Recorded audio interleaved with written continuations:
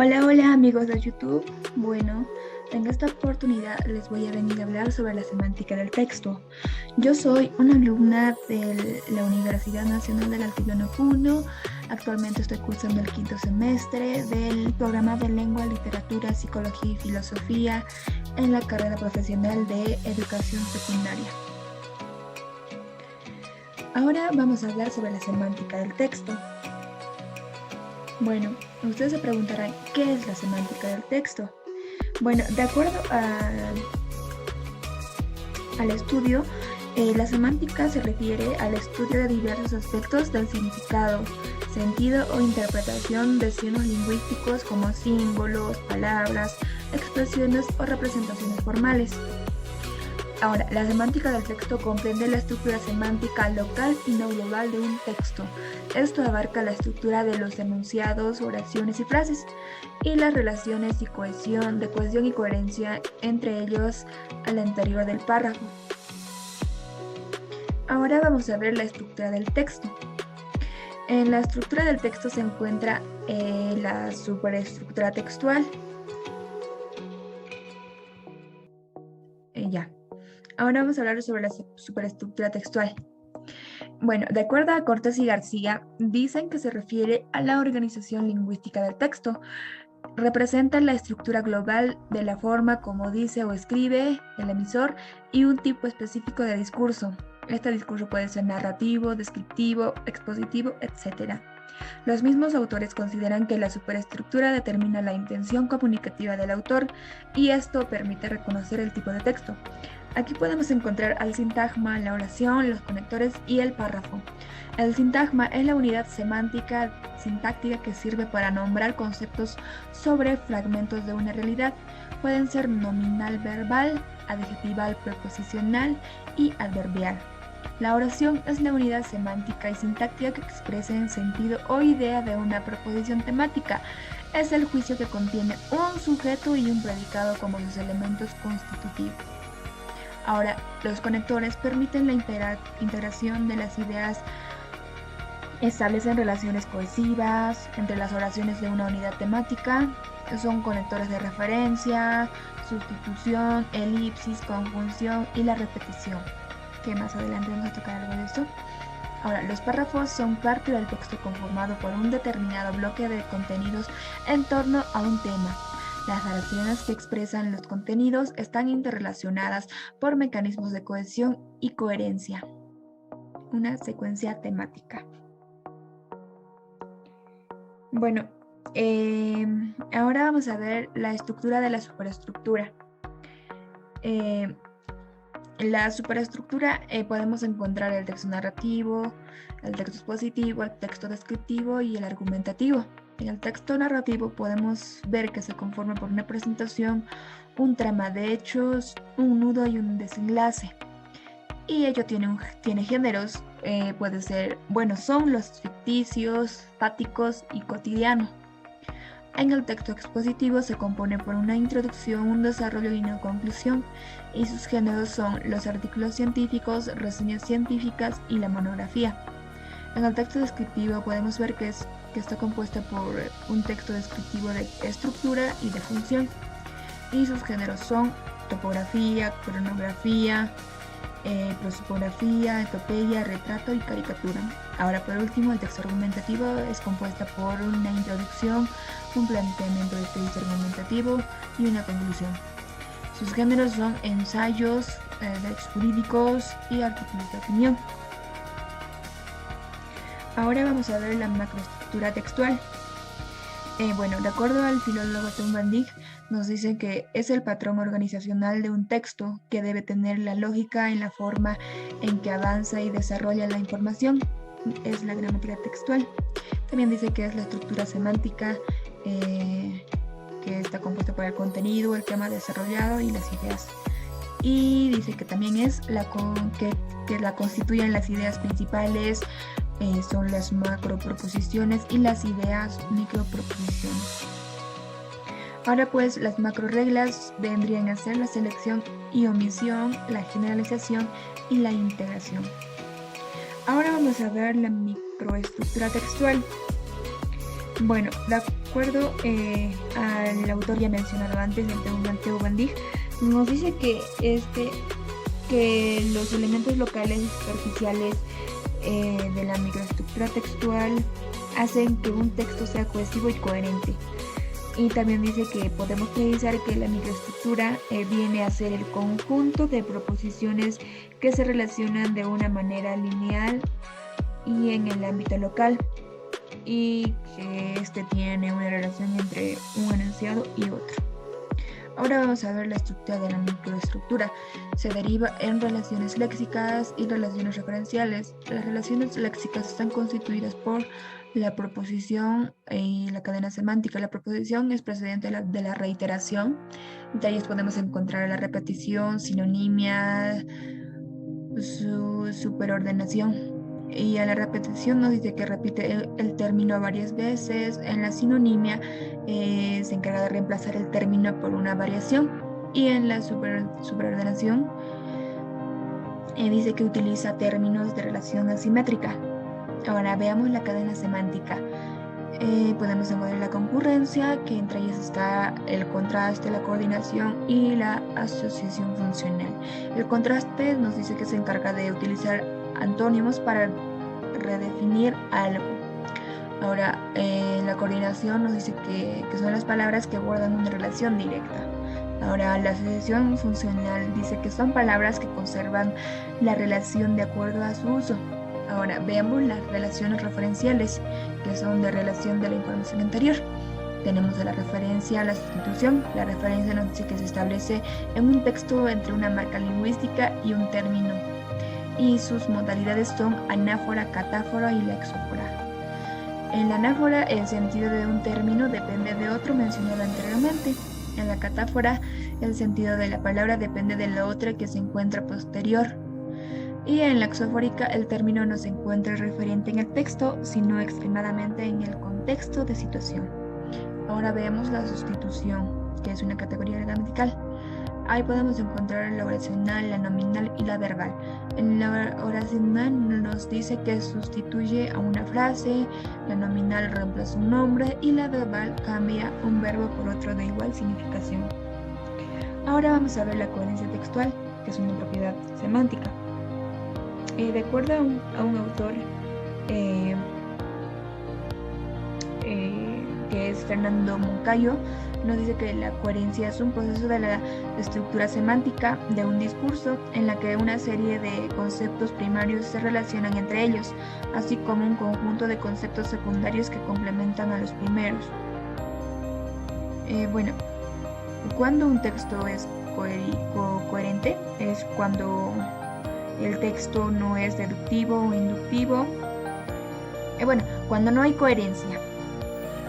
En ese caso es cuando un texto no tiene algo deductivo o inductivo, cuando carece de algo reiterativo, cuando el texto es contradictorio en su estructura y cuando el texto contradice la realidad. Eso es un texto incoherente. Ahora veamos cuándo es un texto coherente, cuando cumple los siguientes requisitos. Cuando un texto tiene una relación temática, cuando tiene una progresión temática, cuando tiene pertinencia y cuando no hay contradicción, como ya lo dije anteriormente. Ahora, la coherencia se presenta en dos modos, en la coherencia textual local y en la coherencia textual global. La coherencia local se da entre dos vecinos semióticos en general, por ejemplo, entre una figura y su título. Esta coherencia se materializa si el interlocutor o lector puede conectar un enunciado con la información de la oración anterior. Ahora, la coherencia textual global dice que define el vínculo de los constituyentes del texto, ya que está mediada por el tema global abordado en el documento. En este sentido, las oraciones deben hacer mucho más que relacionarse una con la otra de manera local. Cada una tiene que desarrollar el tópico como un todo, constituyendo de esa manera la coherencia global del texto. Ahora tenemos un ejemplo que ustedes bien se van a dar cuenta leyéndolo que no tiene sentido, carece de incoherencia, carece de coherencia en todo caso. Podemos leerlo de esta manera. Pero mi amor, si en verdad no se me olvidó llegar al restaurante. Bueno, en verdad sí, pero porque estaba lleno de pega. No sé, igual terminé temprano de trabajar, pero había sido un día estresante. Quizás si de alguna u otra manera, si lo analizamos palabra por palabra, lleguemos a entender qué es lo que dice el texto. Pero a simple vista no. O sea, carece de una relación temática, está rompiendo totalmente la estructura del texto, no está respetando el orden y aquí podemos ver que es un texto incoherente. Y podemos, o sea, no podemos decir el casa, un ejemplo, ¿no? No podemos decir el casa porque no hay coherencia entre el género y el sustantivo. Ni tampoco podemos decir los carros porque no hay coherencia entre el número y el sustantivo. Entonces ya se darán cuenta que es un texto coherente y dónde existe la coherencia y cuando no existe coherencia. Ahora vamos a ver la cohesión textual. Bueno, la cohesión textual es la relación de dependencia entre dos elementos de un texto que pertenecen a distintas oraciones. Ahora vamos a ver los mecanismos de cohesión textual de superficie. De acuerdo a Moncayo, dice que se establece a través de la estructura del léxico o vocabulario en un nivel léxico-gramatical. Ahora vamos a ver un mecanismo que vendría a ser la referencia. Dice que es la relación que se establece entre un elemento del texto y algún otro elemento, con la que el segundo apunta a la existencia de un segundo. Tenemos de ejemplo estos tres casos. En la anafórica remite informaciones anteriores al texto. De ejemplo tenemos las dos oraciones que son: Pedro y José son excelentes abogados. Ellos se dedican al derecho penal. En este caso se presenta la anafórica en la segunda parte porque dice que ellos, al decir ellos, se refiere a Pedro y José. Entonces se remite a una información anterior. Ahora, en la catafórica dice que remite a informaciones posteriores del texto. Y como ejemplo tenemos esta oración: todos estaban allí, en el jardín trasero. Aquí la información posterior es en el jardín. Y ahí se ve muy claramente dónde se puede ejemplificar la catáfora. Ahora, entre el texto y el contexto tenemos de ejemplo esta oración: disfruté mis vacaciones en tu casa. Ahí podemos ver muy claro la relación del texto con el contexto. Ahora veamos el mecanismo de sustitución. De acuerdo a Moncayo, dice que consiste en la sustitución de un elemento por el otro e implica un contraste con el referente. De ejemplo tenemos estas dos oraciones: tomé un automóvil para ir al aeropuerto. Era un coche negro. Como se podrán dar cuenta, las palabras subrayadas con rojo es la que sustituye al otro elemento. Por no decir automóvil, lo está sustituyendo por un sinónimo o algo relacionado, ¿no? Pues un coche. Algo genérico. Ahora, en la segunda oración nos dice que me como 2 manzanas al día. Es bueno comer fruta regularmente. Y es lo mismo que está pasando con el caso anterior. Lo está sustituyendo fruta por manzana. Ahora vamos a ver el mecanismo de elipsis. Dice que se define como la forma de sustitución en la cual el ítem es reemplazado por nada o simplemente como sustitución por cero. Tal como en la sustitución subyace el principio de continuidad en el entorno con contraste. Ahora de ejemplo les voy a poner una oración donde dice: anoche compramos pizza y cervezas también. Por no decir anoche compramos pizza y anoche compramos cervezas también, simplemente lo está omitiendo al decir anoche compramos pizza y cervezas también. Ahora vamos a ver el mecanismo de la conjunción. De acuerdo a Haida y Hassan, dice que no son mecanismos para llegar al texto precedente o siguiente, pero expresan ciertos significados que presuponen la presencia de otros componentes en el discurso. De ejemplo tenemos estas oraciones.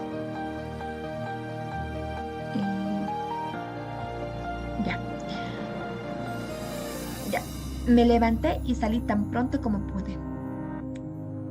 No sé si comprar un suéter o una buena campera.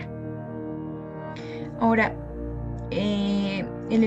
los elementos que están en azul son los elementos que expresan o presuponen la presencia de otros elementos que vendrían a ser salí tan pronto como pude, o una buena campera, o esperará en esta sala, la clase termina temprano y los demás.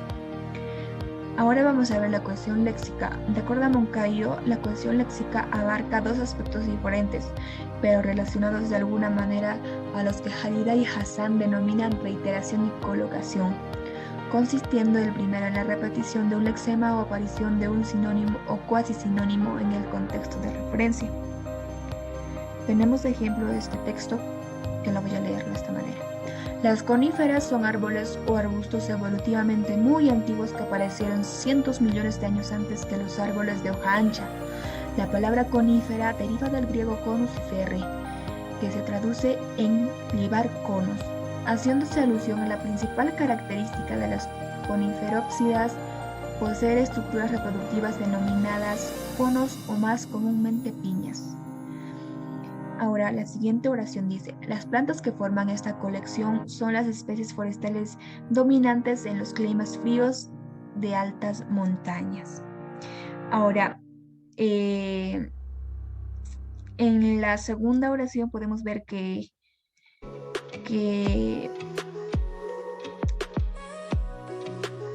lo está generalizando así de por sí, es decir, con sinónimos o elementos cuasi sinónimos, por no estar leyendo o no expresar la oración grande que se ve adelante del azul. Entonces, por no estar escribiendo o leyendo un texto tan amplio como son la definición de las coníferas y esas plantas, simplemente en la oración de 2 líneas se lo está generalizando con cuasi sinónimos o palabras sinónimas. Es lo genérico. Y bueno, eso sería todo. Espero que haya sido de su agrado. No olviden darle like y compartir, suscribirse al canal. Gracias.